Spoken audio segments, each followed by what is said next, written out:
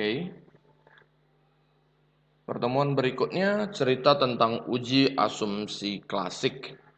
Sebelum saya masuk ke dalam materi, saya ingin memberitahukan bahwa pertemuan 13 dan 14 nantinya, atau 14-15 lah kita bilang, yang sebelum UAS, dua pertemuan sebelum UAS tersebut, kita akan melakukan presentasi.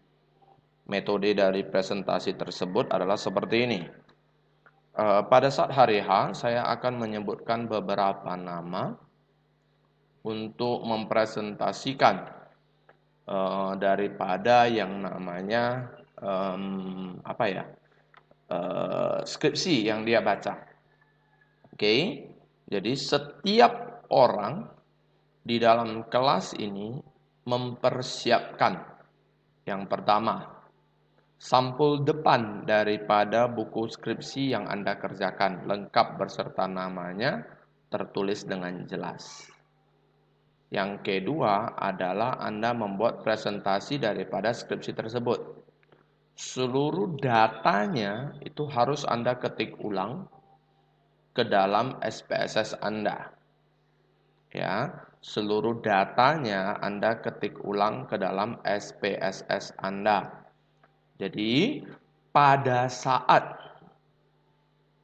presentasi, saya akan meminta beberapa dari kalian untuk menunjukkan cara kalian menggunakan SPSS tersebut. Jadi, Anda belajar cara mempresentasikan.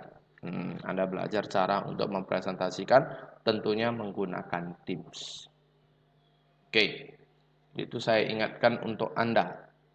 Nah, karena jumlah mahasiswa saya nanti yang terlalu banyak, hanya ada beberapa orang yang terpilih. Hanya ada beberapa orang yang terpilih untuk mempresentasikan, tentunya tidak semua. Jadi sisanya bagaimana Pak? Sisanya kita buat jadi rekaman. Nah, sisanya kita buat jadi rekaman seperti kemarin. Saya akan menyediakan tempat untuk mengirimkan link. Anda tinggal mengirimkan linknya tersebut. Jadi, apa yang kawan Anda presentasikan, Anda juga lakukan. Jadi tidak ada orang yang lolos di sini. Oke? Metode yang kedua, boleh Anda membuat presentasinya dari sekarang. Membuat presentasinya dari sekarang, termasuk merekam bagaimana cara Anda menggunakan SPSS tersebut. Misalkan pada saat pertemuan 14 dan 15 tersebut nama Anda dipanggil, Anda nggak harus lagi mempresentasikan. Anda boleh menggunakan video Anda tadi. Jelas ya, Anda boleh menggunakan video Anda tadi. Ya, saya ingatkan, untuk video ataupun presentasi harus memuat lembar depan daripada skripsi yang Anda baca, itu untuk tidak menggunakan plagiarisme. Kan begitu ya? Kita tidak ada cerita tipu menipu di sini. Ya, setiap orang harus menggunakan skripsi yang berbeda. Setelah itu, presentasinya harus memuat PowerPoint yang berisi dengan ringkasan. Harus memuat PowerPoint yang berisi ringkasan.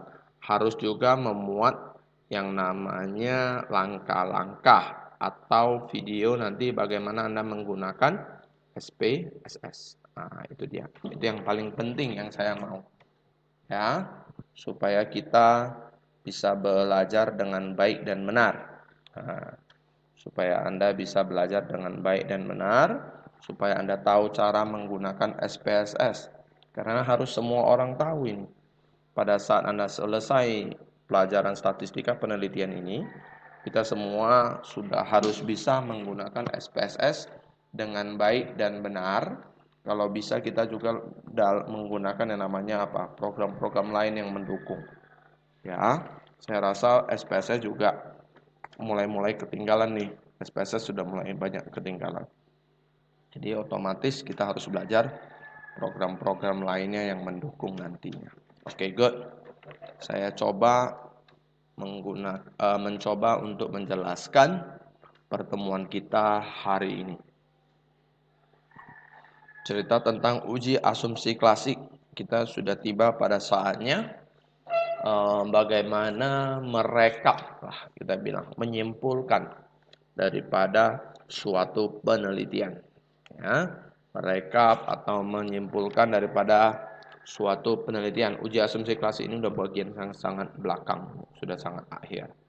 Yang pertama adalah uji multikolinearitas. Bertujuan apakah model regresi tersebut ditemukan adanya korelasi atau hubungannya antara variabel bebas atau independen. Model regresi yang baik seharusnya tidak terjadi korelasi di antara variabel independen. Jika variabel independen saling berkorelasi, maka variabel ini tidak ortogonal.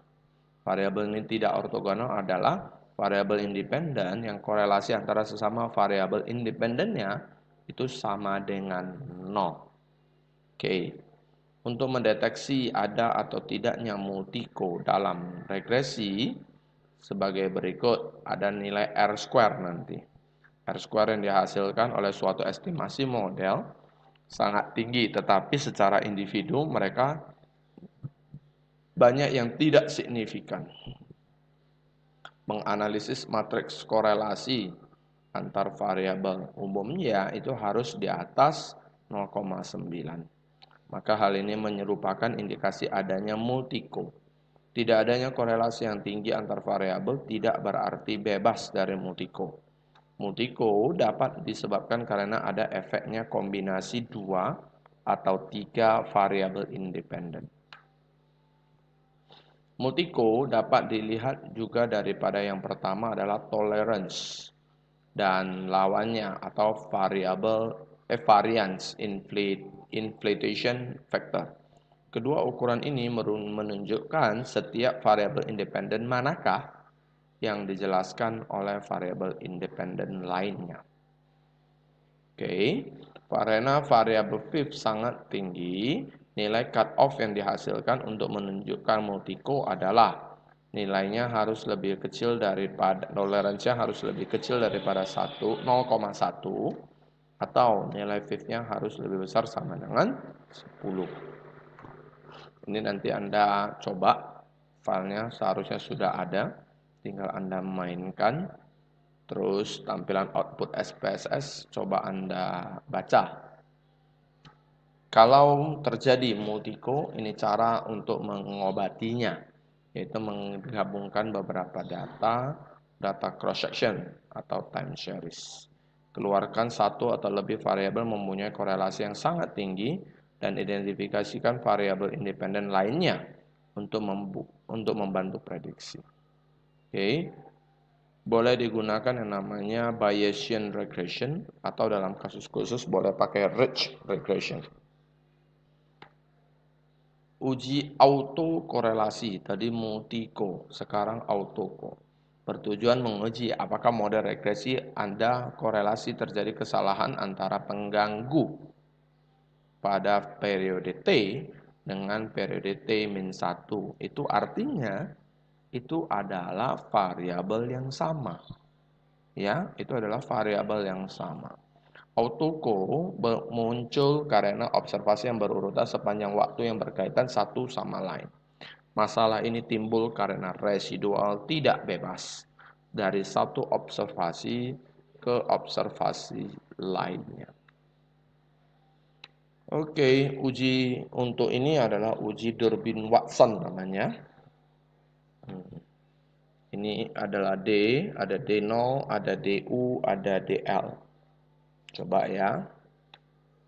Langkah analisis untuk yang ini, saya rasa ini masih menggunakan file cross-check 1. Uji LM test. Ini menggunakan file time series. Kalau tidak ada filenya, silakan hubungi saya. Uji statistik Q, box Peirce and L Jungbox. Melihat auto korelasi dengan lag lebih daripada 2. Langkahnya pengobatan autokorelasi. Kalau terjadi autokorelasi harus diobati. Bukan datanya seluruhnya gagal, bukan ya. Diobati. Yang ketiga, Heterokedastisitas bertujuan apakah model dalam regresi terjadi ketidaksamaan varians dari residual suatu pengamatan ke pengamatan lainnya. Jadi, jika varians dari residual satu pengamatan ke pengamatan lainnya tetap, maka disebut homokedastisitas. Jika berbeda, kita sebut dengan nama heterokedastisitas.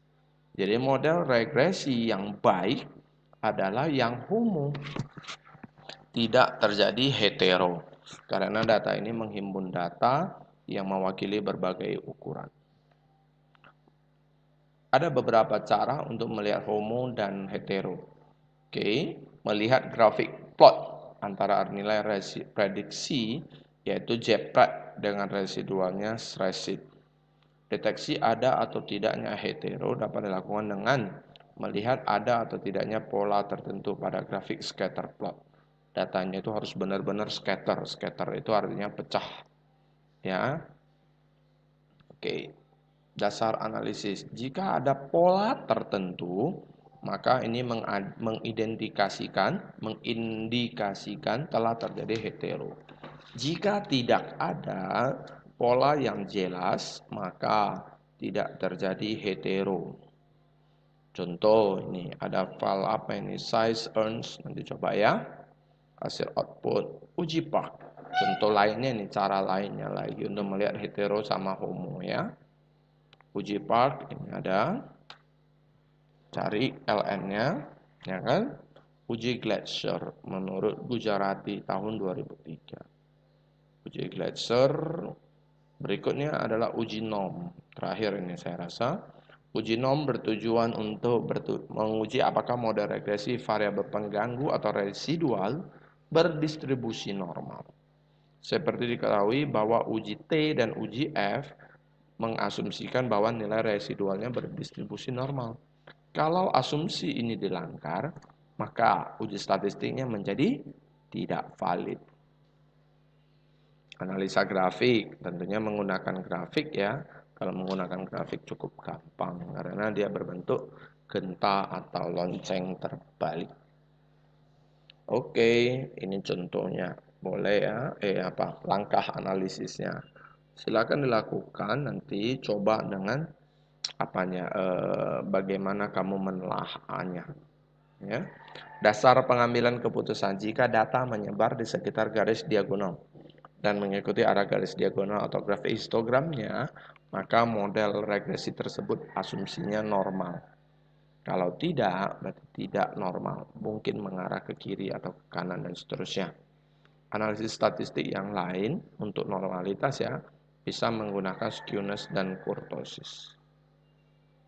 Oke, uji KS, ini paling sering digunakan.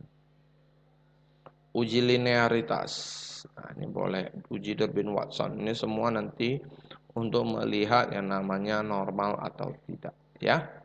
Oke, saya rasa ada beberapa hal yang bisa Anda coba. Ya, uji-uji ini banyak sekali nih, tergantung daripada case yang Anda punya. Case yang Anda punya, Anda membutuhkan apa, kira-kira seperti itu. Dari Anda yang butuhkan, Anda bisa menggunakannya. Oke, saya rasa cukup untuk hari ini. Tetap semangat, sekian, dan terima kasih.